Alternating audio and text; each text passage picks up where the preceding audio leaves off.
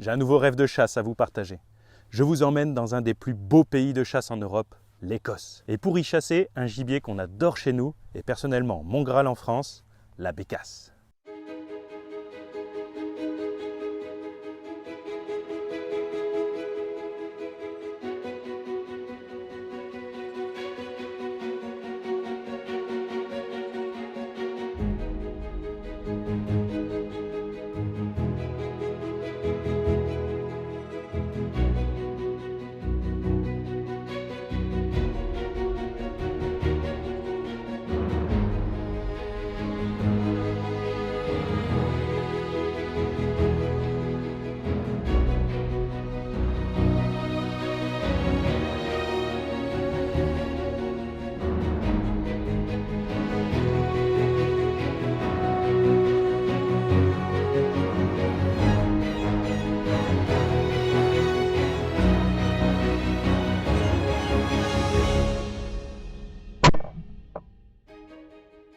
En Écosse, la bécasse séjourne dans des densités impressionnantes. Il s'agit d'un courant migratoire différent de celle qu'on a généralement en France. Elles y viennent un peu plus de Scandinavie que de Russie. Après 22 heures de trajet à traverser la France et l'Angleterre, nous sommes enfin arrivés sur les terres écossaises. Des paysages typiques et reconnaissables entre mille, avec ses murets en pierre, ses lacs de terre inondés, ses moors, montagnes escarpées rougies de fougères ou de bruyères. Plus de doute, nous y sommes. Nous posons nos bagages dans le sud-ouest de l'Écosse, près de Longfeld, réputé pour ses températures hivernales normalement douces, près de la côte où les bécasses trouvent abondamment les vers dont elles se nourrissent. Les 2 premiers jours de ce séjour, nous arpenterons un territoire de plus de 2000 hectares qui n'est chassé que 4 à 6 jours par an. En plus d'être très peu chassé, les prélèvements y sont limités. Il y a tout pour que les densités d'oiseaux soient incroyables.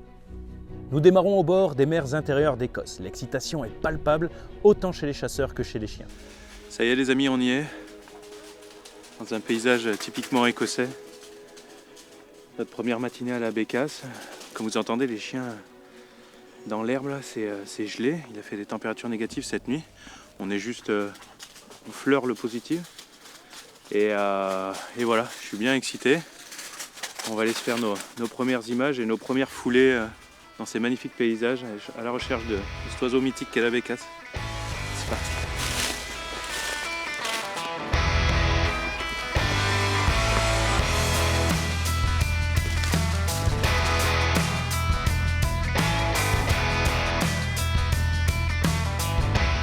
T'as déjà vu une petite fille ?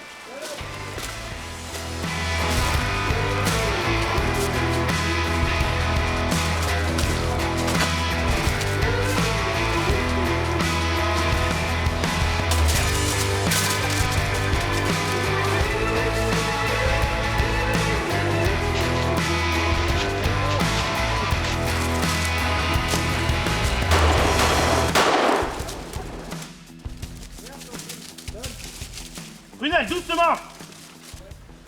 Félicitations. T'ouvres le bal? Hein? T'ouvres le bal? Ouais, c'est gentil. Bien joué. Pardon. Ah ouais, il était bien annoncé. Hein. Bah oui, il faut, ouais. C'est un travail d'équipe. Hein. Je crois que c'est mon petit coquard qui l'a fait. Super. Oh ouais, premier oiseau. Qui a essuyé les tirs de Philippe juste avant. Allez, je suis content. Vraiment, quel bel oiseau. Super. Nous sommes accompagnés de Philippe, un ami de longue date, autant passionné de braque que de bécasse. Nous la chassons régulièrement ensemble en France et l'occasion de faire chasser nos 4 braques ensemble, outre-Manche, était une opportunité que je souhaitais saisir. 2 de ses amis seront aussi nos partenaires de chasse cette semaine. Vivien avec Nono, son cocker, et Adrien qui malheureusement n'a pas pu emmener son chien qui s'est blessé quelques jours avant le départ. Andy, we go on back? Ouais, but can we? No, we go back là. D'accord, ok. Viens, on descend. Ça descend, ça devient wider On après. descendra en face, non? Non, après tu peux pas. Après ça va monter tout droit, je crois. Toi, tu te fais comme ça. Écoute. Voilà, regarde, il y a un chemin.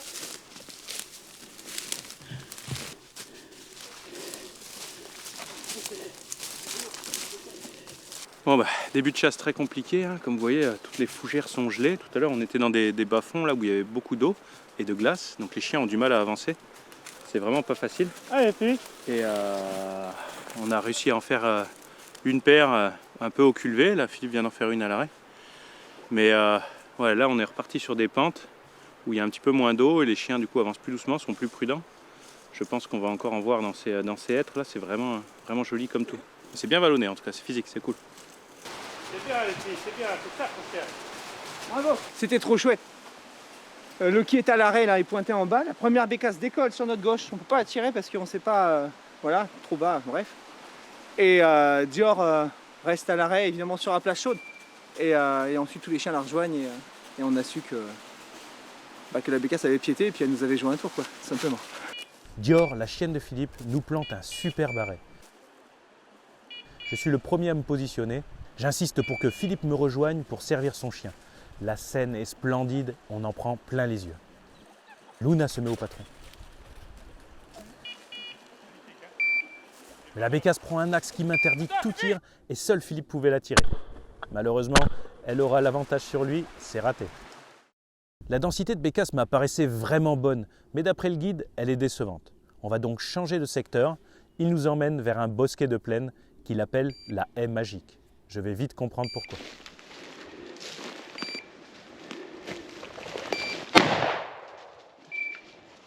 Il y en avait deux. Félicitations Dior, bien, superbe. Écoute, il y avait un perron là, donc deux bécasses. La première, je peux la tirer en la tirant vite. Et la seconde, elle prend de la hauteur sur la gauche. Donc je ne l'ai pas tirée. Parce que la première était déjà tombée. Très bien.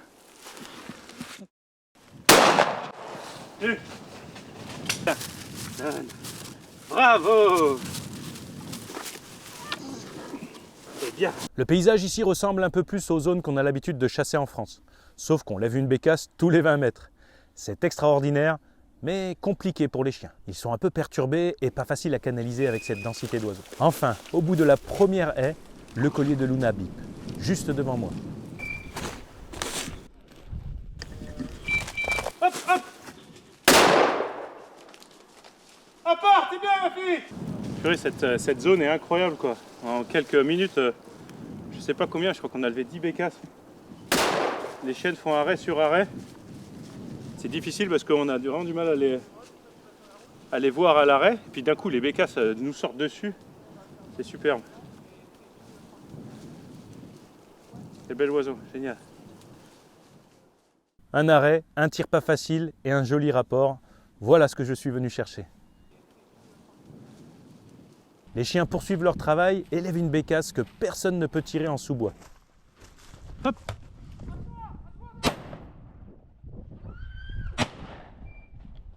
Je ne me rappelle pas avoir déjà tiré une bécasse en plein pré, je ne pourrais plus le dire. Le territoire est plutôt ouvert tout en étant morcelé. On retrouve des kilomètres de murets qui sont les témoins des siècles d'histoire. Ils n'en sont pas moins physiques à traverser. Entre ça et les nombreux grillages à moutons qui clôturent parfois des forêts entières, on ne sait plus si c'est pour éviter le passage des moutons ou celui des cerfs. En tout cas, il faut une certaine dextérité pour les franchir et faire passer les chiens. Tiens-les, Fifi, hein. Oh, le lièvre!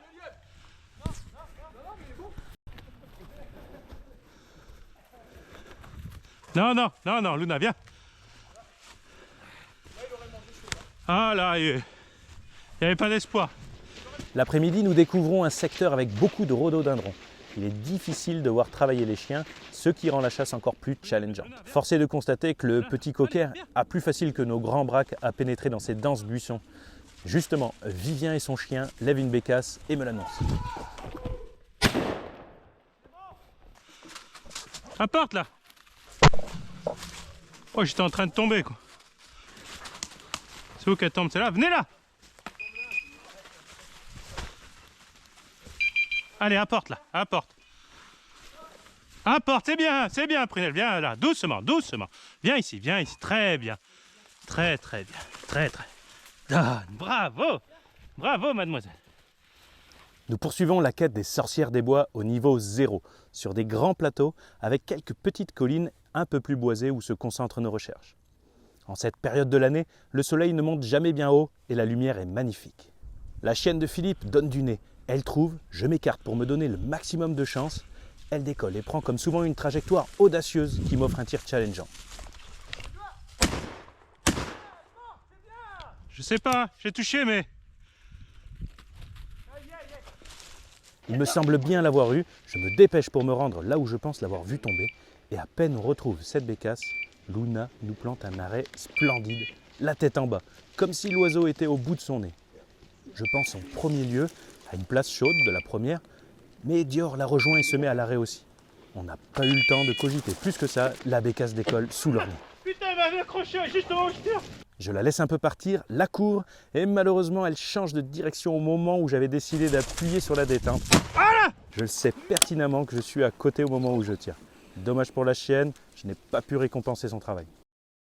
La bécasse est une chasse et un tir difficile. C'est pour ça que j'ai souhaité avoir l'équipement le plus adapté possible pour cette chasse. Le premier équipement indispensable, c'est le collier beeper. J'y croyais pas trop, mais ouais, le chien était à l'arrêt dans la pente là, Loki. Et la bécasse a été maline, elle est partie pile dans l'angle où il n'y avait plus grand monde. Il a tenté de coups, mais je vois pas du tout s'il l'a fait. Arrête, attention. Ouais, je crois. Avancez. Arrête, double arrêt. Allez, dessus. C'est au-dessus. Pour mes toutous, j'avais choisi le Dogtra, le modèle 2602, qui est parfait lorsque l'on a deux chiens comme moi. On peut les contrôler facilement, les rappeler et les repérer individuellement à l'arrêt. Ouais, voilà.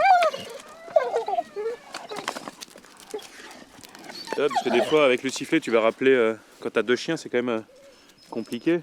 Et, tandis que là, tu vois, je me mets sur le haut, je sais que c'est prunelle. Et hop, je switch.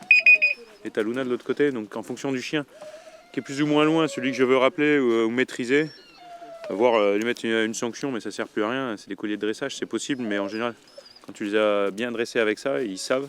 Et au bip, ils se comportent bien, ils changent de direction. Donc ça marche bien et c'est vraiment reposant de ne pas avoir à crier ni à siffler. Et c'est sécurisant. Allez, on y va! Du point de vue de l'arme, j'ai choisi l'Ultra Leggero de chez Beretta. Un fusil, comme son nom l'indique, extrêmement léger. 2,8 kg pour un calibre 12, c'est vraiment impressionnant. Avec ce poids plume, c'est l'outil idéal pour supporter ces longues journées de chasse qui sont plutôt physiques. Et le fait qu'il soit si léger avec un canon court sont des atouts indéniables d'un point de vue de la maniabilité. Ça convient parfaitement aux tirs instinctifs, aux animaux rapides, aux trajectoires imprévisibles comme le lapin et la bécasse.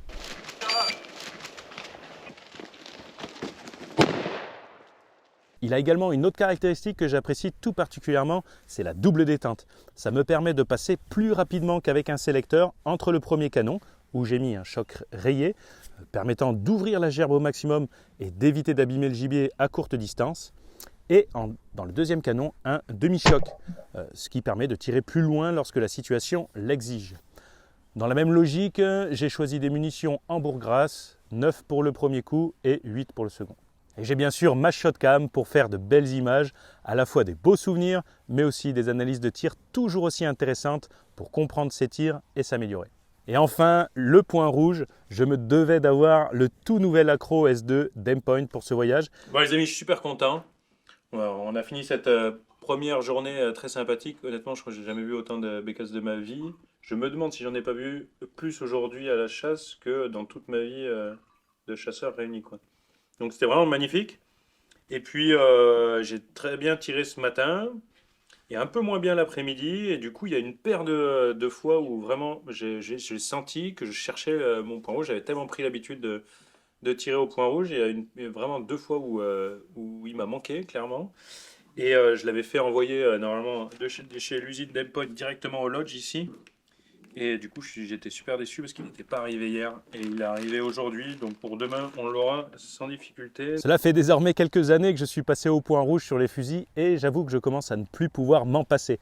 Ça permet de faire des tirs les 2 yeux ouverts, quel qu'en soit le niveau de luminosité. Et pour moi, de mieux maîtriser la correction à effectuer. C'est un outil qui nécessite un petit peu d'entraînement, mais qui permet de progresser beaucoup plus rapidement car on retient beaucoup plus facilement où était un point rouge au moment du tir qu'une bande de visée à un grain d'orge. Ça permet de répéter bien plus facilement les succès des tirs. Ensuite, on a pu partager les traditionnels moments de convivialité qu'on adore aussi après nos journées de chasse. Un bon moment pour mieux connaître les copains de chasse au coin d'un feu et de bons produits. Après une bonne nuit, nous revoilà au matin pour attaquer la deuxième journée. La nuit a été très froide, ce qui est assez rare pour ce secteur de l'Écosse. Il a fait moins 6 degrés et d'après notre guide, ces températures froides font partir environ 1000 bécasses par jour vers le sud. Loin de nous décourager, nous arpentons les grandes pentes et les chiens se donnent à cœur joie dans les fougères gelées.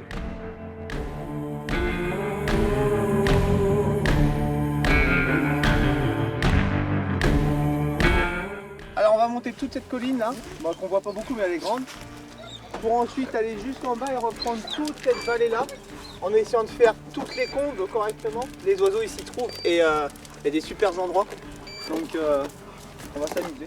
Ça a l'air pentu. Ça a l'air pentu, ouais. On va s'accrocher.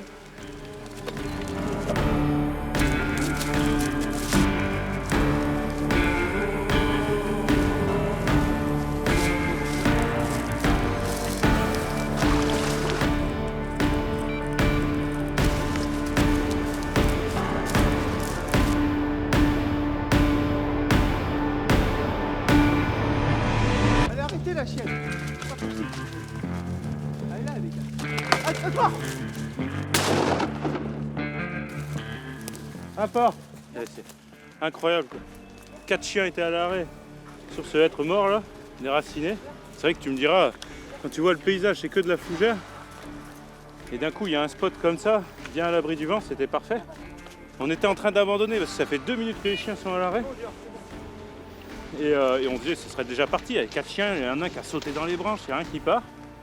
Philippe qui connaît bien son chien et dit si Dior est encore à l'arrêt, c'est qu'il y en a une. Elle me décolle parfaitement dans la pente là, c'était magnifique. Et voilà, je l'ai fait, je suis content. La première de la journée. Super Fifi, c'est un truc de fou.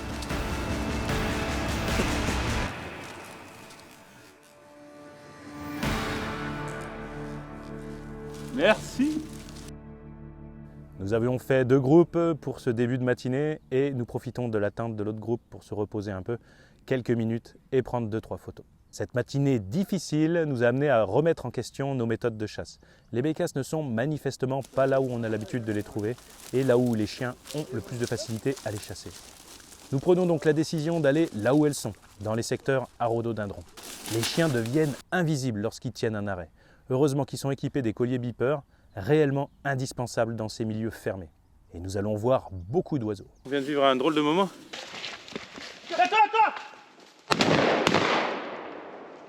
On entendait une des chiennes de Philippe à l'arrêt. On essaye de se dépêcher. Puis je pense qu'elle a lâché l'arrêt où la bécasse est partie. On n'était pas encore arrivé. Et je crois que c'est les autres chiens qui doivent nous lever dans les rochers juste à côté de nous, une bécasse. Juste le temps de fermer le fusil, on l'a ajusté, on l'a tiré à peu près en même temps. C'était un beau moment. Tais-toi, Prunelle, elle veut déjà y retourner.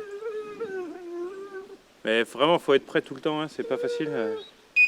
Les chiens ont du mal à les sentir, à les tenir. Je pense qu'avec le froid, c'est vraiment pas trop... C'est des températures bien négatives le matin, tout est gelé, ça doit pas être hyper facile pour les chiens. Ils ont du mal à bien les bloquer.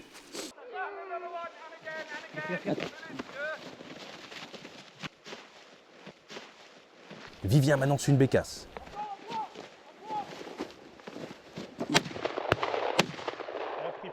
Elle va tomber, elle va tomber!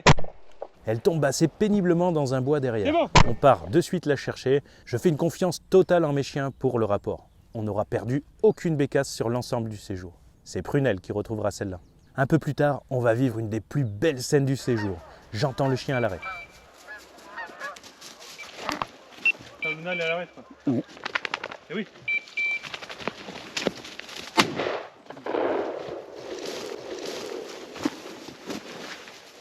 On est de voir une volée d'oies. On est en train de regarder les oies passer comme des badauds. Et d'un coup, j'entends Luna à l'arrêt. Je me décale, je la vois avec la queue tendue. Là, il y a un arrêt. La bécasse nous décolle à une dizaine de mètres. On m'a fait faire un beau coup de pétard vraiment rapide. Et voilà, et voilà. Super, bravo Luna. Après 2 jours de chasse sur ce territoire, une petite passée aux oies est prévue. Bon, les gars, aujourd'hui c'est passé aux oies. Le paysage est magnifique, c'est bien gelé. Le seul problème c'est qu'avec cette température froide, normalement on se demande si les oies vont venir essayer de manger de l'herbe glacée, c'est pas sûr. Mais on en entend pas mal sur le bras de mer là-bas. Donc on va installer quelques formes et se mettre en position. Et puis on va croiser les doigts. Parce que ce serait quand même beau, même si on est venu pour la bécasse à la base, ce serait quand même beau d'avoir un ou deux beaux oiseaux, gros oiseaux, avec nous. Allez, on va poser les formes.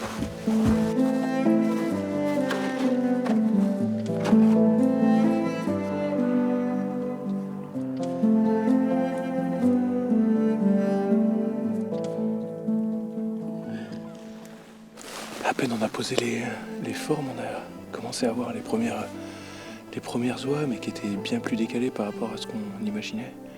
On a essayé de bouger un petit peu. À chaque fois qu'on avance de 100 mètres, elles passent à 300 mètres plus loin. Là, elles peuvent pas nous voir parce qu'on est derrière un rideau d'arbres. Donc ça se complique. Là, j'en entends plus trop là-bas.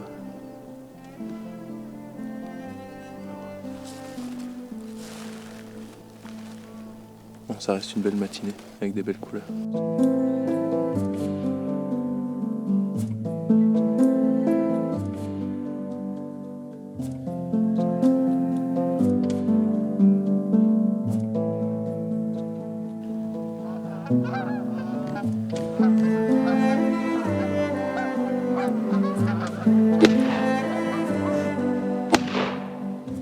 Allez là. Trop bien. Je suis trop content. Magnifique. Regarde ça ce qu'on vit là. C'est super. Je recherche quand même, on sait jamais. Là, je crois que j'ai gueulé avant qu'elle tombe. Je suis trop content. Putain, on a bien fait de se décaler. Elle nous est arrivée droit dessus.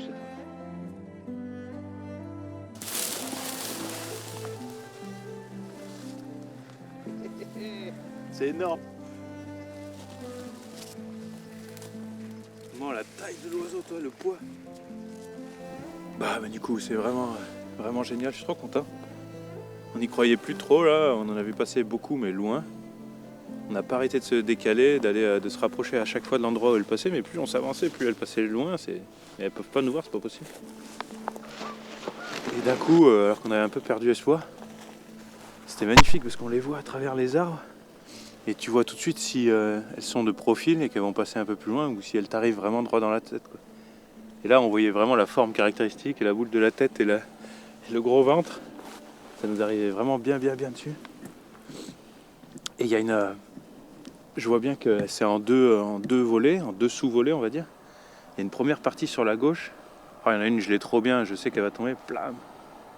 Et au moment où je tire, je vois donc bien la deuxième qui nous arrive encore mieux dessus. Là, j'ai mis le point rouge sur la tête. C'était fini à cette distance-là. J'ai voulu essayer de l'attraper, mais j'étais à 2 mètres près, elle m'est tombée dessus. Ah, c'est quand même des gros oiseaux. Je pense que c'est bien que je n'ai pas essayé de l'attraper. Je serais fait une entorse du poignet, je crois. Trop bien. Elle est beaucoup plus grosse la première. Ouais.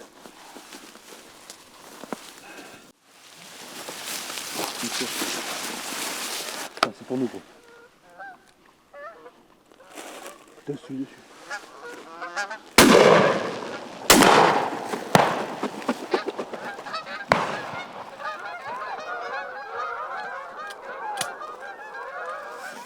Ça. Ah ouais, bah, elle était raide, j'ai cru qu'elle tombait. Qu'elle tombait pas bien.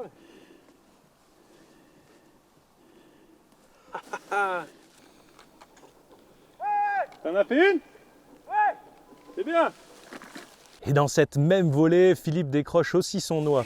Pour un chasseur quasi exclusif de bécasse, sa joie très peu contenue fait plaisir à voir. Oui. C'est la première du coup. Bah non, ma deuxième de ma vie. En descente, j'en ai déjà tué une. Voilà. C'est bien là. Et nous repartons pour 3 heures de route vers un deuxième territoire encore plus grand, plus à l'ouest, près du Loch Lomond, célèbre pour tout ce qui fait les réputations de l'Écosse, le whisky, le golf et la chasse. Nous y rencontrons Graham, notre guide pour la dernière journée de bécasse prévue demain. Mais comme il reste quelques minutes avant la fin du jour, il nous emmène pour une passée au gibier d'eau. Qu'est-ce que vous voulez que je vous dise de plus que ça? On va se faire une belle passée. On est au Loch Lomond. Un lac qui est dans les montagnes, c'est somptueux. On a vu pas mal de bécassines en venant se poster. On peut tirer éventuellement des garrots à œil d'or. C'est un rêve. Je serais trop heureux si jamais j'arrivais à en voir. Je guette en même temps. Mais voilà, encore une fois, c'était pas spécialement le voyage prévu pour ça, mais c'est un petit bonus qui nous fait bien plaisir. Les couleurs sont splendides. On a la chance d'avoir beau temps. Je suis super excité. J'espère qu'on va avoir une belle diversité de canards. Je veux dire, même si on voit rien, il y en a beaucoup qui paieraient juste pour s'asseoir et regarder un coucher de soleil comme ça. Ah, le siffleur.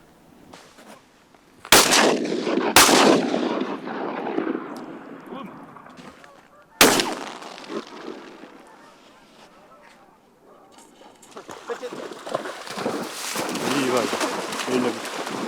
Non ? Non.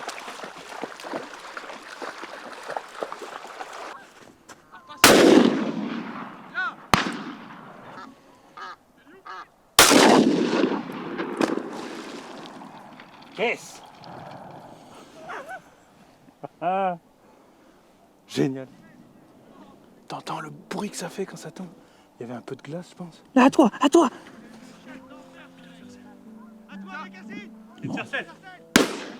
On a commencé la passée en disant que c'est tellement beau que j'accepterais bien volontiers une bredouille. On n'a pas fait bredouille. On a tiré 4 oiseaux, on en fait 4. 2 bécassines pour commencer. La sarcelle juste après, je suis vraiment content. Et je disais à l'instant, je pense que sans le point rouge, jamais j'aurais pu l'avoir. J'ai tellement baissé en vision de pénombre, quoi, à la tombée de la nuit, que j'avais vraiment diminué mes statistiques de tir. Je loupais beaucoup plus. Et depuis que j'ai le point rouge, ça aide vachement parce qu'on regarde les 2 yeux ouverts, c'est vraiment top. Beaucoup plus de lumière et on n'a rien à aligner, on regarde juste l'ombre passer, on met l'avance qu'il faut avec le point rouge qu'on peut diminuer très fort. C'est vraiment top, donc vraiment ça c'était mon coup de fusil de la soirée, je suis content. Et puis juste après, l'oie que tout le monde voit parce qu'elle arrive de l'autre bout. Donc c'est une oie bec court, j'en avais déjà fait lors de mon premier voyage en Écosse. Les pink fit geese comme ils les appellent. Très bel oiseau, je crois que c'est une des plus petites, une des oies les plus petites. Enfin comparé à la rieuse et à la cendrée bien sûr que la bernache nonnette c'est plus petit. Mais voilà, donc du coup en termes de diversité c'est vraiment super quoi. Ouais, on avait une chance sur je sais pas combien de faire un garrot, c'est vrai que ça a été top. Mais honnêtement voilà, les bécassines, je suis content d'avoir fait une sarcelle bien en plume. Ouais, c'est magnifique ça. Si on bordure un peu de... Ah vraiment, c'est quel bel oiseau. Moi j'ai un peu abîmé, j'aurais peut-être fait naturaliser. Mais voilà, on est arrivé dans un contexte vraiment fou quoi, encore une fois. Ça me rappelle presque les Comores. Bon, c'est moins agressif les montagnes, mais les Comores c'est des grands volcans qui viennent direct dans la mer. C'est quand même assez rare d'avoir ces grandes étendues d'eau entourées de montagnes. Les couleurs étaient fantastiques. L'Écosse est quand même réputée pour être très arrosée, beaucoup de pluie. Et force est de constater que depuis 3 jours, on est quand même chanceux. C'est ce qui fait aussi qu'il fait froid, mais le temps est très très clair, quoi. Donc ça nous offre des spectacles vraiment fantastiques. On en a pris plein les yeux. On va aller voir comment on va préparer ça. Allez, génial. Demain, on retourne à la bécasse pour la dernière journée. Et puis après, on rentre à la maison avec des images plein la tête et plein les caméras.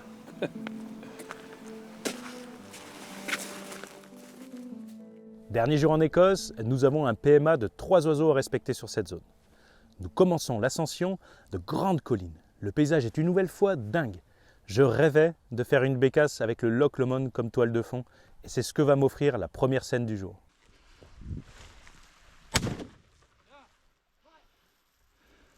Nous longeons un grand fossé, Allez, dedans. plus dense en végétation et plus humide.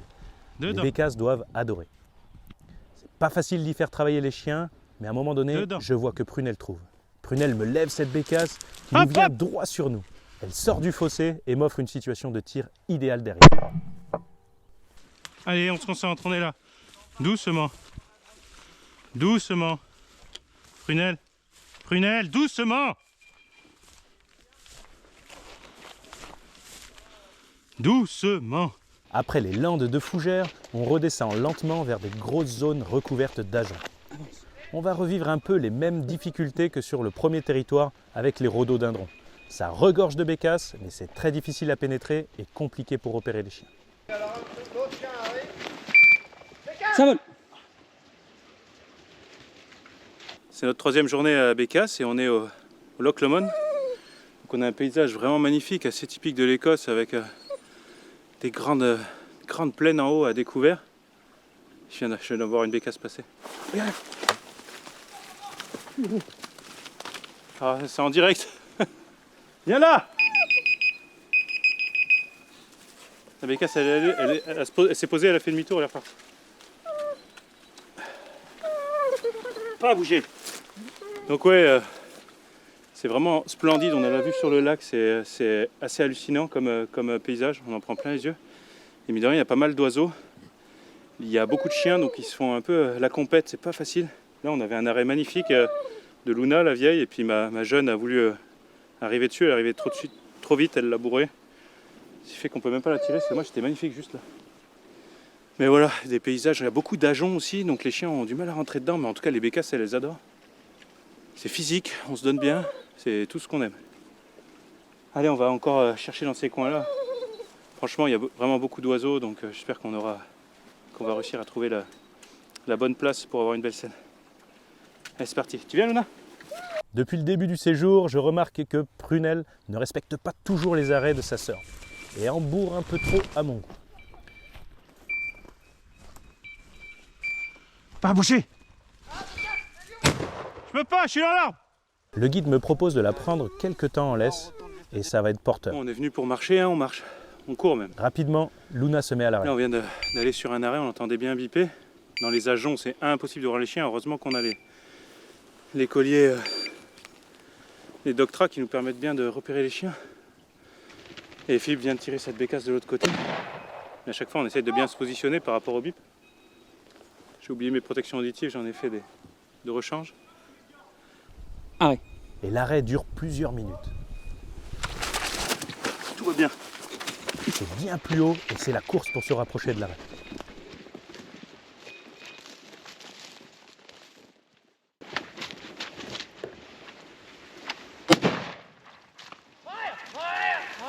Apporte là. Encore une très belle scène. La bécasse était bloquée bien plus haut, mais elle est venue droit vers moi, m'offrant une opportunité de tir superbe. Elle tombe et reste perchée sur le tronc d'un arbre, et c'est Luna qui la prend au nez très rapidement, et elle a même dû se dresser sur ses pattes arrière pour la récupérer. Un très très beau moment. Nous arrivons à la fin de la matinée et il ne me reste plus qu'une bécasse à prélever. Sans sa petite sœur dans les pattes, Luna se donne à fond et va nous faire finir en beauté ce séjour.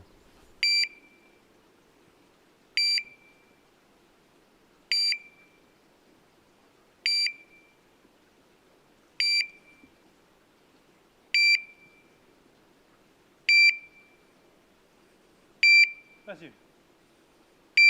Vas-y. Allez.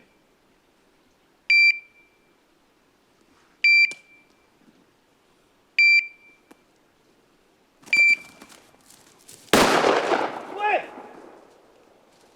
Apporte ma fille. Apporte là. Apporte. Apporte là. Elle est super dure à tirer, purée. Apporte. Apporte là. Apporte. Bravo mon toutou. Bravo mon toutou. Bravo ma belle. Bravo ma toute belle. Ma petite vieille chienne. Bravo mon toutou. Que papa il est content. T'as bien travaillé. C'était parfait. C'était parfait, ma belle. Oh, bravo, viens là, viens là, viens là, viens là, viens là, viens là, viens là, viens là, viens là. Tu donnes. Bravo, bravo ma toute belle.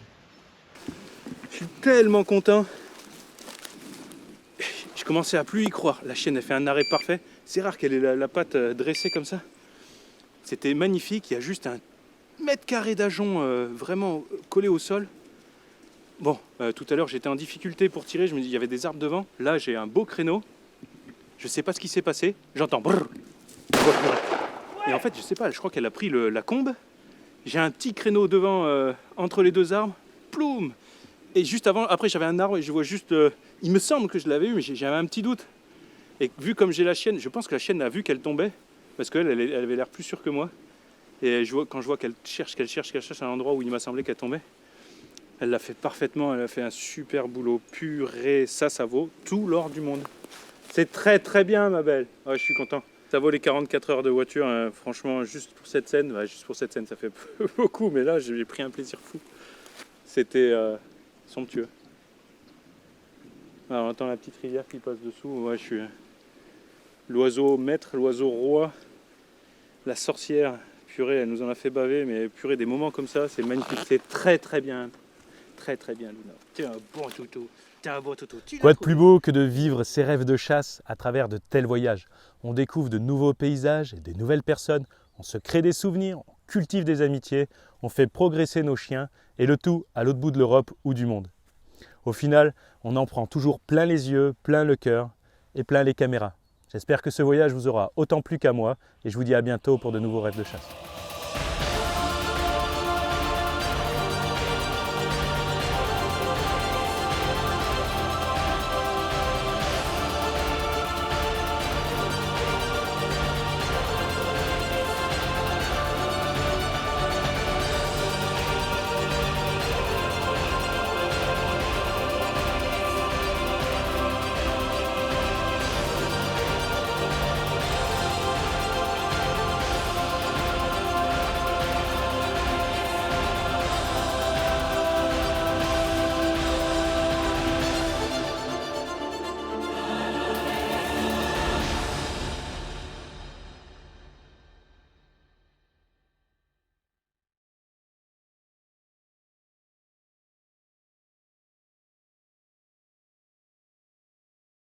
Salut les passionnés, j'espère que la vidéo vous a plu, et si c'est le cas et que vous souhaitez soutenir la chaîne pour plus de vidéos, tant en quantité qu'en qualité, vous pouvez cliquer sur Rejoindre.